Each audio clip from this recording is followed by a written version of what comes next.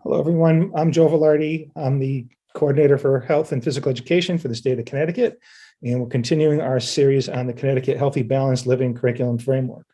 Today, we are going to talk about the middle school PE section of the framework and give an overview of that section. Remember that the Healthy Balanced Living Curriculum Framework is a framework. It's not a curriculum. There are sections in the framework that have to do with what is required to teach by law in the state of Connecticut, but required content is listed in the document, but this framework is supposed to be a guide to curriculum writing, and so districts have leeway in writing curriculum, and districts have different schedules and facilities and space and equipment, so you have some option in the specific curriculum that you write and the specific goals and objectives and assessments that you put in your curriculum in your district. So it suggests that you have the Healthy Balanced Living Curriculum Framework with you as you view this presentation. So we'll begin with Standard 1. Students will demonstrate competency in a variety of motor skills and movement patterns. And the current national standards were developed in 2016. And we'll go into more about the Connecticut standards and the timeline and everything. But the issue with Standard 1, which has to do with motor skills and movements, it has to do with a lot of sports-specific skills that are difficult to include in the PE curriculum because many students can't attain them. Therefore, sports skills can be demotivating to physical activity because kids see physical activity as playing sports. So you have to be really careful on how you're writing this. And remember, you have flexibility to write your curriculum according to what you feel your kids can attain.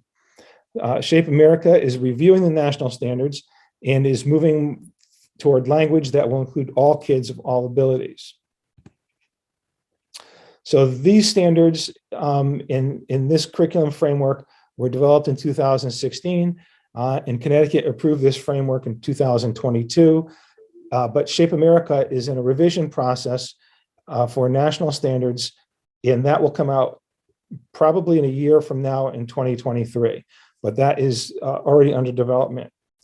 Language in the early draft of the new national standards looks like the motor skills section will be modified so that all students of all athletic abilities will see physical activity as something that is for them personally. So with the current national standards, and think about options for how you want to deal with Standard 1 and really Standard 2 in middle school. So I would emphasize fitness knowledge and exercise science through a variety of games, activities, exercises, and sports, and give kids choices for different activities, but don't assess and grade them on sports skills. So Standard 1 includes these categories of content: rhythms and dance, and games and sport. So this is page 56, and you can see the standard is on top, and it's in this chart, and it's really well laid out, grades 6 through 7, and you can see the progression for each category: throwing, catching, rhythms and dance, passing and receiving here. And so here's an example, demonstrates the ability to throw with an implement a leading pass to a moving receiver while moving. That's a very high level skill. And so you may want to modify that if you don't think your kids can attain that. Now, there may be some districts where you see your kids 3, 4, 5 times a week, that you can get to a lot of skill development, and you could accelerate the motor skill section of your curriculum. But maybe if you're only seeing your kids, once or twice a week, that, this is something you can scale back on to make it attainable for your kids. And so the next page goes through dribbling, shooting, defensive skills, serving, and striking. And then the following page, weight transfer, forehand and backhand, volleying, throwing underhand, and striking. So here's another example, demonstrates the mature form of forehand and backhand strokes with a long-handed implement in net games such as badminton or tennis. Okay, so that kind of skill with mature form is sort of difficult to attain for a lot of kids in 7th grade. And so you need to think about, exactly what you're going to require from your kids. Okay, so there are the categories. Standard 2 has to do with students will apply knowledge of concepts, principles, strategies, and tactics related to movement and performance, again, through a variety of different kinds of games. And so here's Standard 2, creating space with movement, reducing space by changing size, shape, and using denial. So here's an example of an indicator. Reduces open space on defense by staying on the goal side of the offensive player and reducing the distance.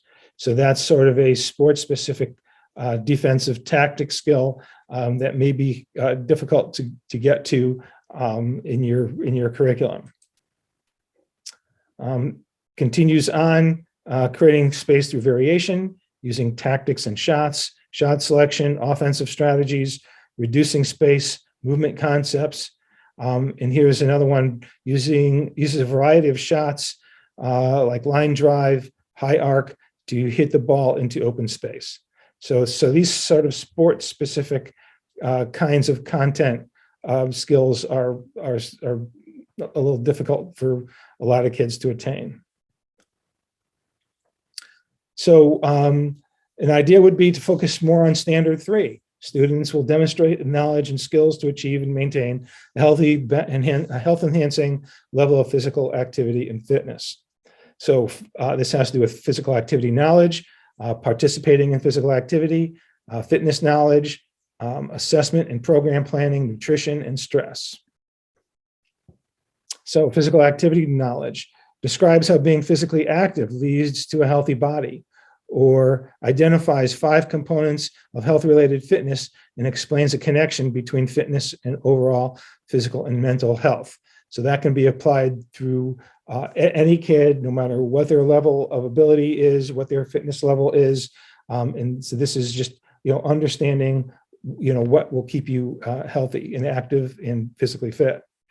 Participates in physical activity, participates in a variety of self-selected activities outside the school, such as walking, jogging, skating, dancing, swimming. So this is about aerobic fitness, and it emphasizes self-selected. So kids select activities that they feel they're competent in and comfortable with, and it requires the physical education teacher to offer choices of activities within their unit, within their lessons, so that kids can select, so that they feel that activity is for them personally.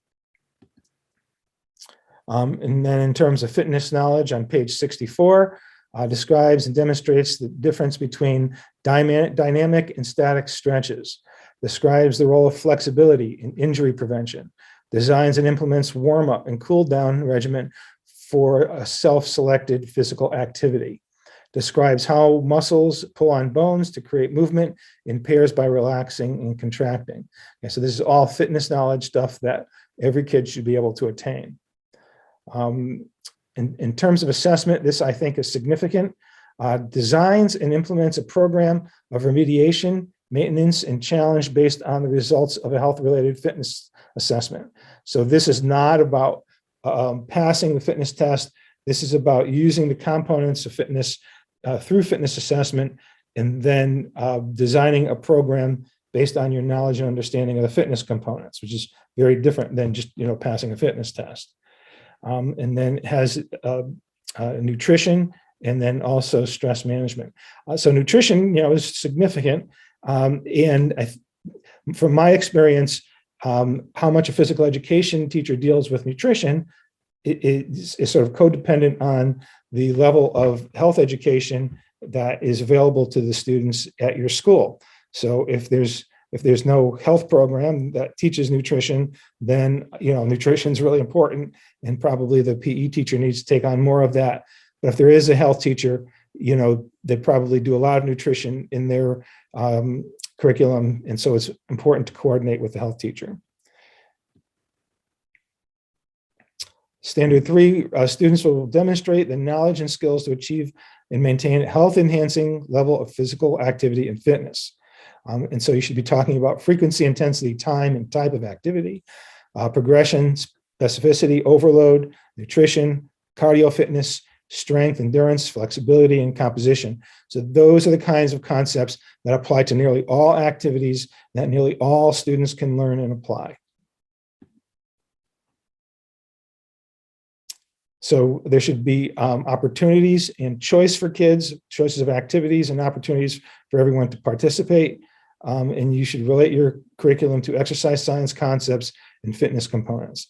So this kind of stuff will not change as we go forward to new national standards.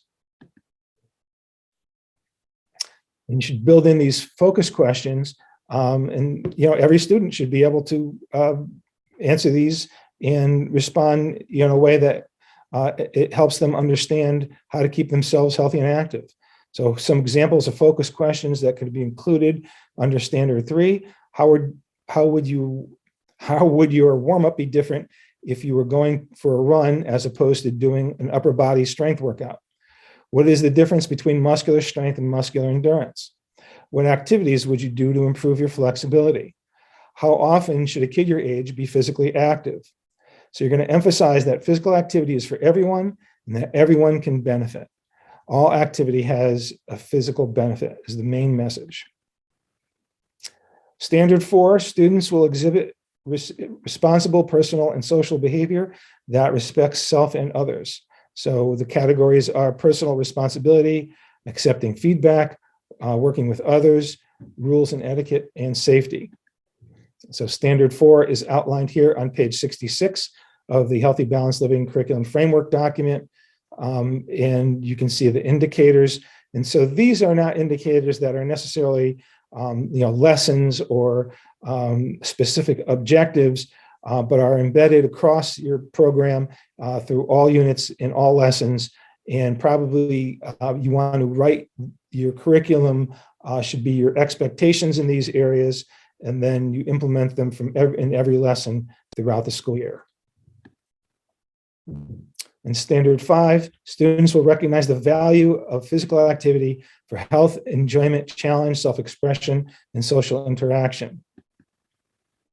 So Standard 5 begins on page 54, and this is another area to emphasize as it includes health and challenge and self-expression and enjoyment of physical activity. A couple of examples demonstrates the ability to identify different types of physical activities and describe how each exerts a positive effect on health.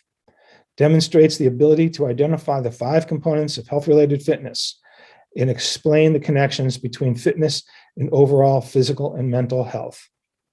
So the goal of physical education is healthy and active lifestyles, and these are the indicators in the standard that deals with healthy and active lifestyles. It's basically the essence of our profession right here in Standard 5 on page 68 of the Healthy Balanced Living Curriculum Framework. So thank you for your time. We're going to roll out the high school PE part of the Healthy Balanced Living Curriculum Framework next, and looking forward to talking to you.